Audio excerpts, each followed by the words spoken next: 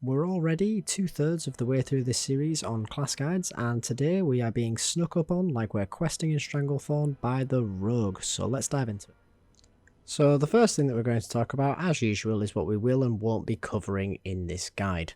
So first off, what we will be covering is going to be the talents, rotation and abilities, stat priorities, and how I'm recommending to level to 70, as well as any additional class specific points if there are any.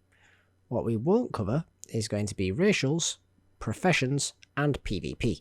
Now, this is because racials are probably already set in stone if you've already leveled a character while playing in Classic that you intend on moving forward into BC, and you are obviously therefore hard locked into that choice. Professions is more like a soft lock, but chances are you've already got those leveled up and for what you want them to be, and if not, professions are a big enough subject that they deserve a video of their own.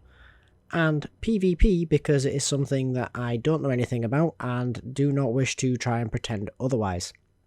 That being said, I have had the Silent Shadows community reach out to me and say that they have PvP for TBC rogues covered.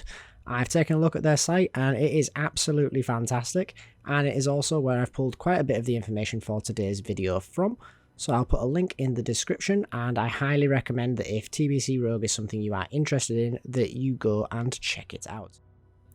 So now let's dive into things with the talent. So getting us started with the talent builds for Rogue, we're going to have the one and only build I'm actually going to talk about in today's video, and that is going to be the standardized combat raiding spec that I would also recommend the use of for leveling. Now, there are going to be some amendments that you can make to this talent build if you wish to adapt to certain situations, and we'll talk through them in just a second. But first off, we're going to talk about the standard build and how you're going to look at 60 going into BC, and also how it would look at 70. So getting us started, this is the build you would have at 60. We'll have 2 out of 2 improved Sinister Strike, 3 of 5 Lightning Reflexes, Precision, improved Slice and Dice, improved Sprint, Dual Wield Specialization, Sword Specialization, Blade Flurry, Weapon Expertise, Aggression, Vitality, Adrenaline Rush, 1 of 2 in Nerves of Steel, 5 out of 5 Combat Potency, Surprise Attacks, and then moving over into the Assassination tree, we would have 5 of 5 Malice, 2 of 2 Murder, and 3 of 3 Ruthlessness. Now, as you level up, how it's going to add your points, they will be continuing into the Assassination tree, taking 5 into Lethality, 1 into Relentless Strikes, and then your 4 remaining points would go into Vile Poisons. Now, there are some amendments that you can make to this build. Most notably, and the most common one that people are going to make, is going to be that you are going to potentially change Sword Specialization out in favour of one of the other weapon specialization talents, fist weapons, daggers, or maces.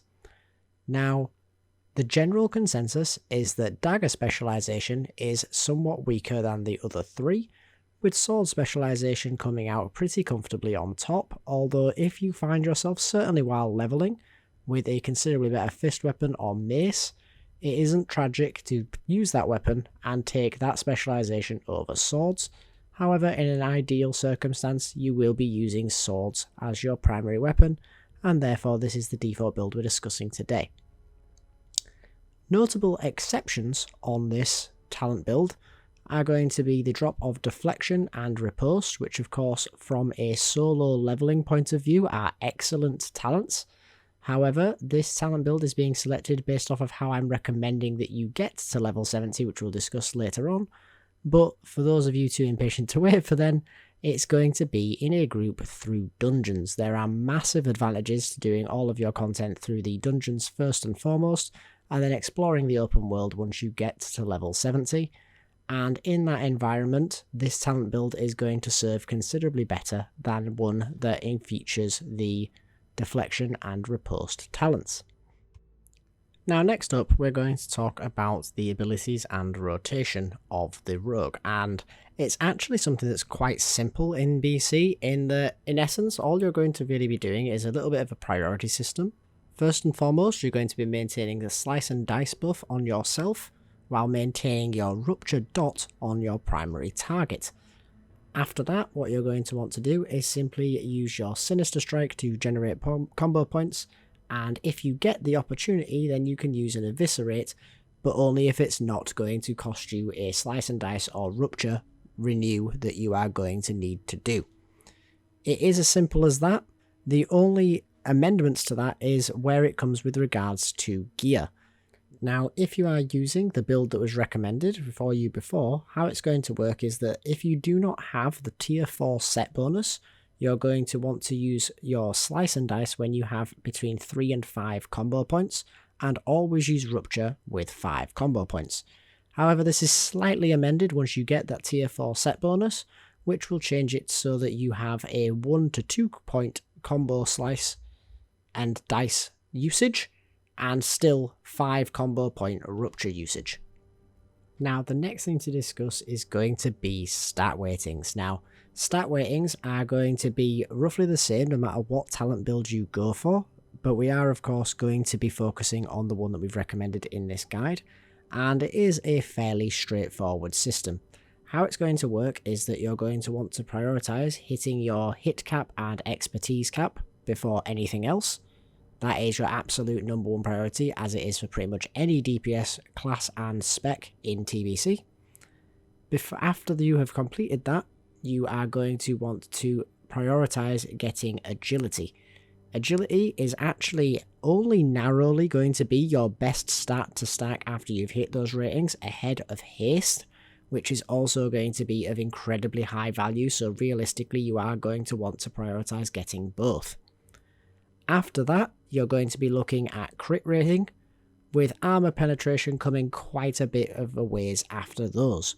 So to recap, you are going to want to hit your hit and expertise soft caps, then you're going to want to get agility and haste as high as you possibly can, and crit where you can't get any of the other stats. If an item has armor penetration on it, it is going to benefit you, but realistically it's not worth seeking out because you will be able to get other stats instead.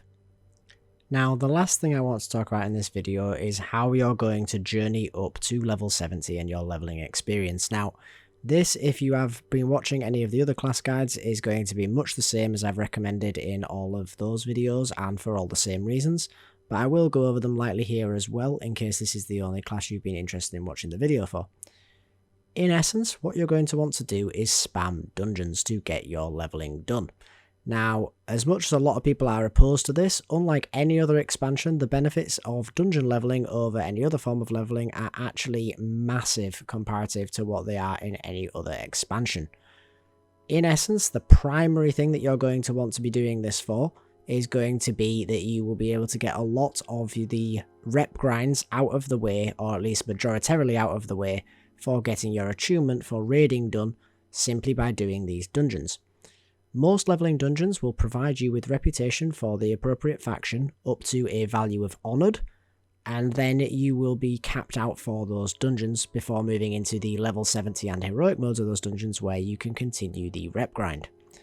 Now, the reason it's important to do the dungeons first for this rep grind is because the dungeons have this cap at honoured. This is not the case of quests. Any quests out in the open world that you were to do will be able to give you reputation of the appropriate faction up to exalted. This means that if you have a finite number of quests, which of course we all do, those quests are going to have a higher value getting you beyond honoured than they would up to honoured, as you have an alternative up to that point. Beyond this, there's also the fact that leveling through dungeons is efficient in terms of experience an hour, as well as also keeping your character geared on its leveling progression.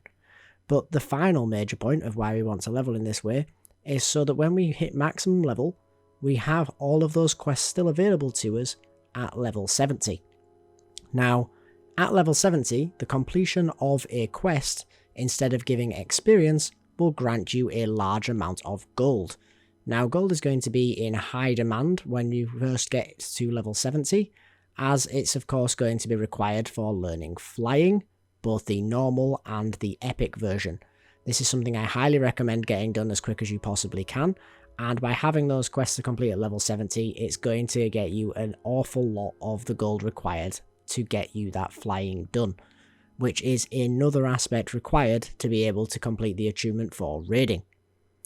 So that's going to about wrap up why you want to be leveling through this method, and also why all of the aforementioned aspects of this guide have been tuned in such a way so that they support group play as opposed to individual play. If you are interested in how to play in a more individual manner, then let me know down below and I'll see if that's something that I can get out for you, although it is something that I really don't recommend doing because the advantages of leveling in a group in dungeons are absolutely obscene in BC. By that being said, I do hope that you enjoyed the video. If you did, then please do consider liking the video and or subscribing to the channel.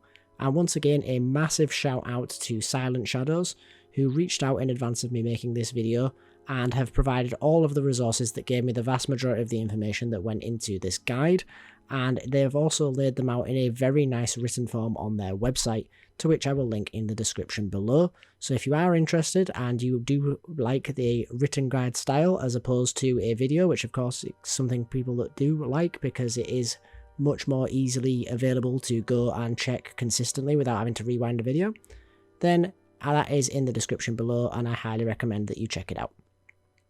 But for now guys, thanks for watching and I hope to see you in the next one. Later.